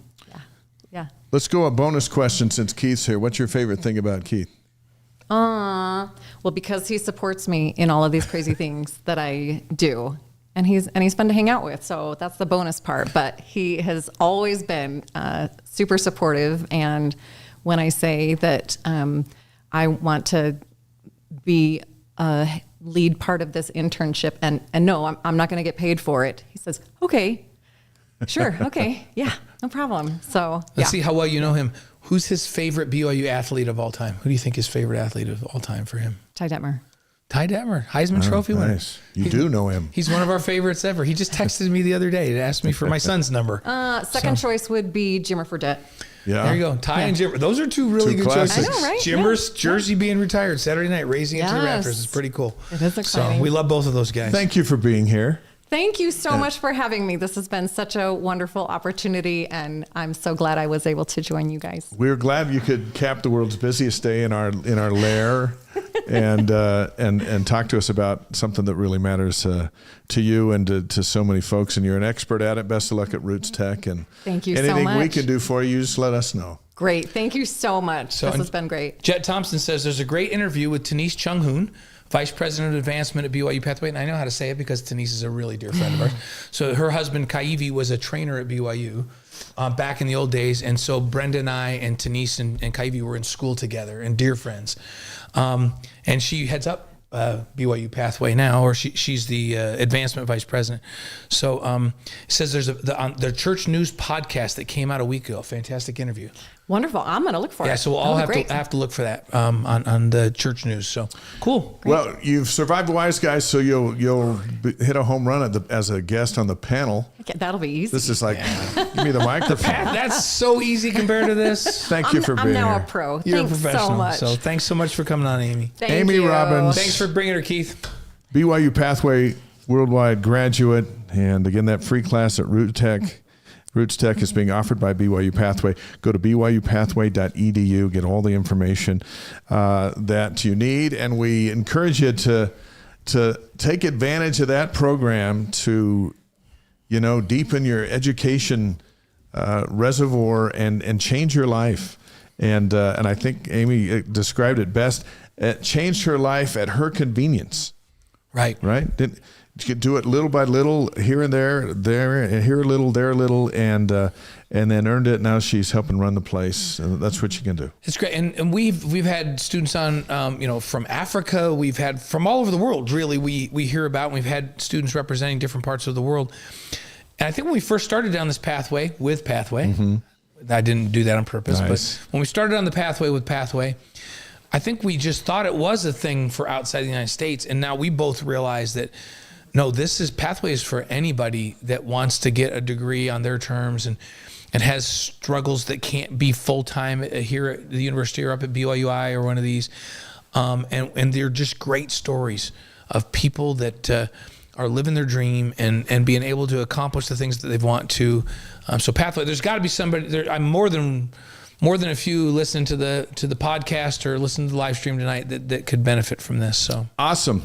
One good thing to another. Wise Guys proudly supported by Quick Quack Car Wash. If you notice, their locations are popping up all over the place here in the western part of the United States. Quick Quack isn't just growing fast, they're growing with a purpose. And one of the coolest things they do is their fundraiser program where local schools, teams, and nonprofits can raise some serious money just by partnering with their grand openings. Yeah, that's why we love working with Quick Quack. We love this partnership. They support BYU athletics. They support their local communities. They're opening new locations all year long this year. There's a whole list. And so the next time you need a car wash, Choose the one that's giving back. Quick Quack Car Wash. Fast, clean, community-focused, and we'll tell you more about upcoming grand openings and fundraiser opportunities right here on Wise Guys. So we got some of them coming up here in the near future. Travis Kimball will be with us next week, and I love when they have these fundraisers around these openings that bless the lives of family in need in that area close to the car wash, and so he'll explain that and how it works. And we you know what we like on this show? Good deeds. That's what we do. We like good deeds. And we love those who support our show, like BYU-Pathway Worldwide and Quick Quack and Brady Plus and Mountain America and Eddie and Redmond Relight, all those folks. Thank you so much. Let's get back to our campus notes. There's so much going on campus. And the beauty of this portion of the show is when we're done with it, you're going to know exactly what's going on. Yeah, we gave you about maybe not even half of what's going on campus. We gave you what's up with men's hoops. We got through men's hoops. Now we're going to talk women's hoops. Women's hoops is 16-8, 5-7 in Big 12 play. And the Big 12 standings, remember, in the Big 12 on the women's side is good. It's just like the men's side. It really is. The top 4 teams are ranked in the top 20. Baylor is first in the league at 10-2. BYU's 11th. They're 2 games out of 6th place, though. They're in 11th, but they're only 2 games out of 6th place. That's how tight this league is in a league where you have 4 teams ranked in the top 20 in the country. They had a rough road trip. Kansas State beat them 77-52 in Manhattan. Poor shooting and turnovers. 19 turnovers.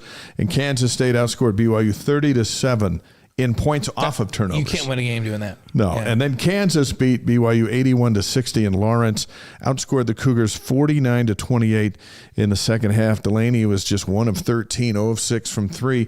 If Delaney has an off night, it's the same impact as if Richie Saunders has an off night, maybe even more so with this young women's basketball team. And you know what? She needs to warm up. Yeah, and then she's good Kansas enough. just decided they were going to take her out of it in that one and really put attention on her. So up next, Iowa State, who's 19-5 and 7-5. They're at BYU tomorrow, 7 p.m. Mountain Time on ESPN Plus and BYU Radio. I think Brendan and I will head over to that one. Are you calling that one tomorrow? Or is No, it, Spencer and Kristen. Kristen are going to. Okay. And then BYU's at Colorado, who's 16-8, also 7-5 in conference. That's Saturday at 1 o'clock Mountain on ESPN Plus and BYU Radio. So look, BYU's 5-7, and they're playing 2 teams that are 7-5. Let's just reverse that. Yeah, they all need to be 7-7 by Saturday night. Exactly, that would be great. And then they're feeling good against again. I mean, the BYU's won 16 games, which is 3 more than they won all of last year. But they got to shake off they got to get going this last road trip. And Delaney, by the way, as you mentioned, Delaney Gibbs, she's named to the Ann Myers Drysdale. I just remember it was Ann Myers. Ann Myers Drysdale Shooting Guard of the Year midseason top 10. So she's averaging 16.3 points, 4 boards. Cold shooting of late. So you got to get it going if they're going to beat Iowa State and Colorado this week. We'll see how she does tomorrow. We wish the Cougs the best. Men's volleyball is 9-2, and they're ranked number 7. They're up a spot in the polls. They've been on this East Coast swing. They beat Lincoln Memorial 3-zip, beat Harvard 3-zip, and earlier today they beat Merrimack 3-zip. So that's a 9-0 road trip. Now they're coming home. They'll play Menlo College Friday and Saturday at 7 o'clock at the Smith Fieldhouse, Big 10 Plus, and then a 10 p.m. rebroadcast on the BYU TV app. And then since last week, they added 2 road matches at number 3 Hawaii on February 25th and 27th. So later in this month, Hawaii had a tournament that fell apart. They needed some games, and BYU's like, we'll go to Hawaii. And you and I, will volunteer. Every time any team goes to Hawaii, you and I call and we say, listen, we'll go call that game for you. We will volunteer our services. And so far, nothing. They've turned us down on all that. And you and I used to do a bunch of games in Hawaii. We know our way around over there. And Hawaii's number 3, so you have a number 7, number 3. Great pickup, and those will be some tough matches for the Cougs. But hey, they're going to Honolulu. That's right. Fun stuff. So softball is 1-4. Number 4 Tennessee has been a tough schedule as well, by the way. Number 4 Tennessee beat BYU 10-0. Then Michigan State beat BYU 8-4. The Spartans scored 6 in the 6th. Yeah, they had that one. Yeah, and then BYU beat Notre Dame 8-5. Then Penn State, BYU 4-3 in a close one. They had that one too. Yeah, they were ahead 3-1 late in that game. And then Missouri beat BYU at 9-6. So up next is the Stairs Up Invitational in San Marcos, Texas. BYU will go against Incarnate Word on Thursday, and then Texas State and Clemson on Friday, and then Arkansas and Wichita State on Saturday. So start with Incarnate Word, and then doubleheaders on Friday and Saturday. Going to learn a lot about themselves in this first week. 2 weeks of the season.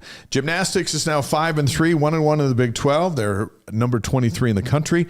BYU defeated Southern Utah 196.975 to 196.000. Highest score for BYU since 2024. And Brindley Broekman scored a 9.925 on the beam.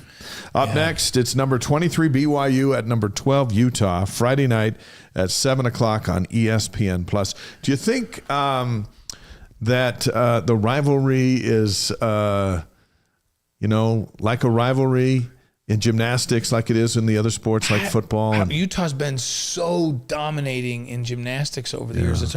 But BYU is very good now in gymnastics. So that would be an upset of epic proportions, wouldn't it? Well, and the Utes aren't like number 2 this year. They're number 12. Yeah. So in theory, you could go up there and beat them.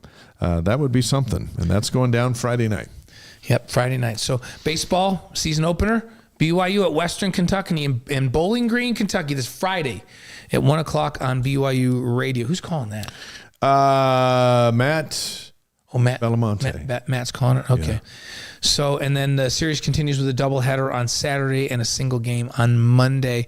In the Big 12 coaches poll, TCU is picked to win the league. First, Arizona 2, West Virginia 3. BYU's picked 13th, Utah 14th in the BYU or the baseball preseason poll. Yeah, there's a lot of folks aren't expecting much from BYU, but as we had Trent Pratt on here I feel better about after having Trent on, and if you haven't got a chance, go back and listen to that interview with Trent Pratt, and you're going to feel a lot better about the pitching. Yeah. Because I felt better about the pitching after we finished that interview with Trent. So I feel like they're going to do better than the preseason picks. So let's hope so, because Gary and I are calling 23 of those games, and, we want a happy spring. Yeah. So play good ball, win some games. Yep. Track and field, the national rankings, the women in the indoor ranked number 4, and the men are ranked number 12. Any running group at BYU is like top 15. Every time. The Don Kirby Indoor Invitational is Friday and Saturday in Albuquerque, and the Davin Henry Valentine Invitational Friday, Saturday in Boston. So the teams will split up, and we'll have athletes at both places. Yeah, and then in men's golf, they're nationally ranked at number 30 right now. Up next is the John A. Burns Intercollegiate. That's Thursday through Saturday in Lihue, Hawaii. And again, we said, listen, we could come over and we could just stay until the volleyball match, and we got a big no on that one. I don't understand it. But Lihue, I would take that all day long. We're not opposed to doing that. Yeah. And women's golf is at the Thunderbird Intercollegiate in Tucson, Arizona. That's today and tomorrow. We did not volunteer to broadcast that. No, we didn't. What else is next? What men's tennis is 4-0. Oh, there we are. I'm trying to find my stuff. And how about that? The men's tennis is 4-0. BYU beat Montana State 4-3. Their 4-0 start, a season for the first time, this 4-0 start, first time since 2018. How about that? Which is big time. Up next Tuesday at Stonehill College and Wednesday at Boston. So big stuff. Then they're Holy Cross and Boston College, so they've gone east. Yeah. Women's tennis is 7-1. Beat Memphis 4-1 in Tennessee on Saturday. Also beat Arkansas State 6-1. Up next is Washington State at BYU at noon on Friday. Denver's at BYU Saturday at 10 a.m. So the tennis teams are off to great starts. And swim and dive, the BYU women beat Utah 160-140. The men lost to the Utes 161-140. Up next are the Big 12 championships. That's coming up February 24th through the 28th in Greensboro, North Carolina. Why do you think you got to go to Greensboro, North Carolina for the Big 12 championships in swimming? That I do not know. It makes no sense. We don't even have a team in North Carolina. It makes no sense to me. Yeah, and there's some other pools between here and there. There has to be. And they're indoors, too. So that's what's going down. Campus Notes are presented by BYU-Pathway Worldwide. Change your life through education. Find out how at BYUPathway.edu. I got lost in there. Yeah, then you lost me, but then I just caught back up. Let's go to On This Day. Let's go to On This Day. It's February 9th. A lot of things went down on this day. We love this part of the show because there's always something all of us can relate to, and most of the time we'll go, huh, yeah, I didn't think of that. I didn't know that. That happened on this day? Yeah. And sometimes we're reminded of pretty important things that happened. Like, let's start in 1825. Right. On this day, February 9th, 1825, John Quincy Adams was elected the 6th president of the United States by the House of Representatives. So it wasn't the Electoral College, it was the House of Representatives. But John Quincy Adams, elected president. And then on this day in 1861, Jefferson Davis is elected as president of the Confederate States of America. Yeah, we forgot that even happened. Yeah, this heading into the Civil War. Yeah. In 1942, the Philadelphia Phillies changed their nickname to the Phils. Obviously, they didn't do that forever because it was a short time. Nobody liked it. They went back to the Phillies. And they've been the Phillies ever since. Ever since, yeah. The Phils. How about this? In 1960, the AFL and the NFL agreed to a no tampering pact. Like we have in college today where you can't come over and go, hey, offensive tackle, I'll pay you more if you leave the AFL and come over here to the NFL. Right. They used to do that. So they had a no tampering pact. They had a bidding war, all these rich guys that own these teams. And I'm sure they all adhered to it. Just like they all adhere to it here in college. Anybody that thinks that, like, coaches don't just blatantly go talk to a kid, but somebody knows somebody that knows that kid, right? Everybody has people. So somebody said on this thing, does Blaine know everybody? Because I knew Kaivi and Denise Chung Hoon. Blaine knows a lot of people. And, well, I've been around here forever, right? Yeah. So, but it was John Crowder says, does anybody Uncle B doesn't know? Like, I've just been around so long, and I'm the uncle to everybody. So everybody's just family. It's a big family. But I will say this: somebody knows somebody that knows a kid, and there's always tampering with everybody. Yeah. So that's somehow they find out you're not happy. 1964, and I don't remember this because I was like 1 year old, but I've seen this on television many times because it's huge. Yeah. The Beatles made their Ed Sullivan Show debut. How about that? This is when they came to the United States and made their debut. 1964. In 1980, Rick Barry becomes the first NBA player to make 8 3-point shots in a game. Now, that's all history now, but back then, in 1980, that was a big deal. First one to make 8 in a game, Rick Barry.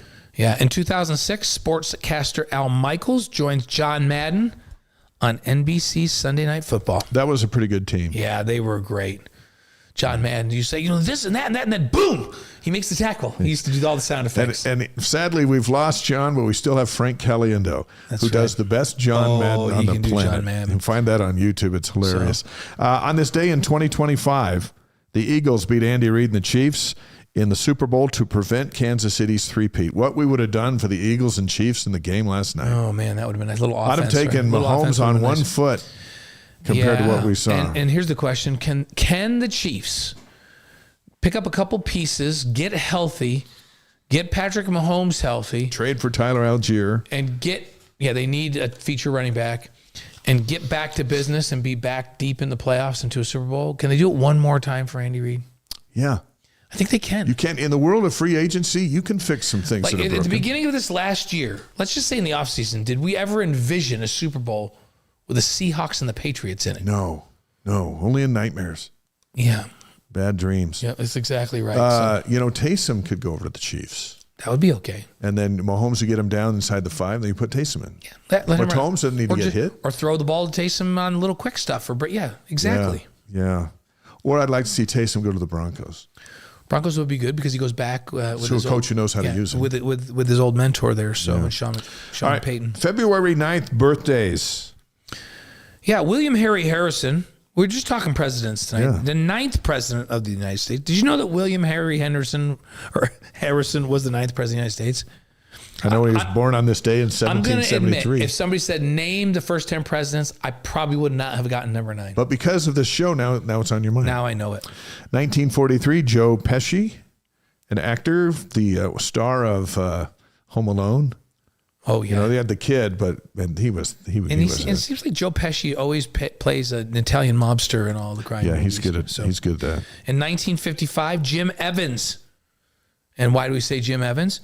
Executive director of America's Freedom Festival in the Stadium of Fire, and our good friend. Yeah. Happy birthday, Jim. And Jim spent some time as the mayor of Orem too, didn't he? Yeah. So he'll be on the show as we get back to beat the drum for volunteers for the Freedom Festival. On this day in 1971, Shane Reese, BYU president, was born. Lots of important people on this that? day. Yep. Statistician or analytics guy extraordinaire. So in 1981, Tom Hiddleston, the actor, plays Loki on the Avengers. I like that character. Yeah. He's always up to mischief. I saw him on a talk show once, and he must have like full music, dance, theater training. Because he's a dancer. He danced, and I was like, holy camole, this guy can dance. He was good. So Tom Hiddleston. Yeah. 1987, Michael B. Jordan, actor, played in Creed. Yeah. Just a star in Creed. Did a nice job. I thought he was great in both Creed movies. So 1997, Saquon Barkley, the Eagles running back. He's that young? Yeah. Dang. You know what? I made a mistake and drafted him number 1 in my fantasy draft this year. Oh, geez. Didn't work out. And you know who I'm not taking in the first round next year? Who? Saquon Barkley. Do you know who I took 2 years ago and won the whole league? Was Christian McCaffrey. Then I got him. I had the number 1 pick the next year, and he got hurt, and I lost the league. Like I was terrible. Didn't make the playoffs. Yeah. Didn't pick him this last year. Should have. Yeah. Yeah. It was a tough year. I'm glad it's over from fantasy's perspective. February 9th deaths on this day, 1981, Bill Haley of Bill Haley and the Comets, father of rock and roll, Rock Around the Clock, that Bill Haley, theme for Happy Days. He died on this day in 81. And in 2015 on February 9th, Ed Sable, the mastermind behind NFL films, all those great NFL films with the great voiceovers. Genius. Yeah, amazing stuff that Ed Sable produced and put out there for us all to watch. Yeah. Our Wise Guys inspirational quote of the week is from Charles M. Schultz in the spirit of Valentine's Day, which is on Saturday. Wait, are we talking about Charles Schultz, the guy that was the Peanuts guy? Yeah. Oh, well, that makes sense to me now. So what Charles Schultz said was, all you need is love. But a little chocolate now and then doesn't hurt. No, it never has. Are you doing something special for Valentine's Day? You can tell me after, because I don't want. Yeah, because there's a 1 chance in a million that we don't want that they're listening. No, we don't want to give it up. We'll wait on that. I want to thank Dick Harmon, Deseret News sports columnist, for shedding some light on Jimmer Week, with his jersey being retired on Saturday, and Amy Robbins of BYU-Pathway Worldwide, graduate, and doing some great stuff. You see her at Roots Tech, and look for the booth, and she did a great job presenting, some game-changing stuff if you want to enhance your life through education. And we've got a blockbuster show next week. Yeah, we do. And we're going to start with Jimmer Fredette. Well, I don't know if we're going to start with him or with Dave, but we may do a coin toss. Yeah, but Jimmer Fredette, after having his jersey retired, we're going to ask him how it felt to be out there. Yeah. I'm telling you, he's going to feel a lot of love on Saturday, just like the old days. And then we got Dave Nixon, our fellow, our partner who we work with on college football, former NFL linebacker and BYU Cougar, going to talk about football with us next week. Chris Thornton's going to be with us. I'll tell you about him off air. It's going to be really interesting. Pretty fun. Yeah, and Travis Kimball from Quick Quack. So that's our lineup for next week. Chris Thornton is the mystery that you're all going to have to come back for. Trust me, you're going to go, oh, man. You're going to go, wow. Yeah. Where you can find us this week, Blaine's on the pregame show Saturday at 1 on BYU TV. Mm-hmm. At the same time, I'll be on the pregame show at BYU Radio at 1 o'clock on BYU Radio, because I'm subbing in for some guys who are out. Shep's out with women's hoops. Right. And Matt's out with baseball, and so then I'm in. So you can come up to the radio booth and hang out. Do you know what should have happened? Is that both of us should be out and be in Hawaii doing something, but we're not. So we'll both be in Provo. That's exactly what we should be doing. But I'm glad we're going to be in Provo, because I'm excited that we're both going to get to be part of Jimmer's that's a big jersey day. ceremony, be there and be able to congratulate he and Whitney and all of that. So. I'll have some stuff in the Deseret News this week too.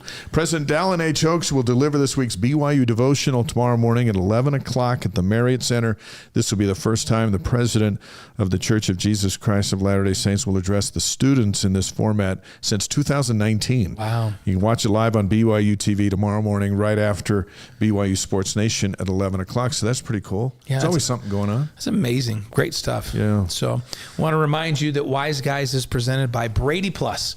Supplies plus support. Find out more at bradyplus.com. By Mountain America Credit Union, empowering dreams for over 80 years. Find out what they can do for you at macu.com. And by Eddie, HR and payroll software built for small businesses. See how Eddie.com can serve your team at Eddie.com.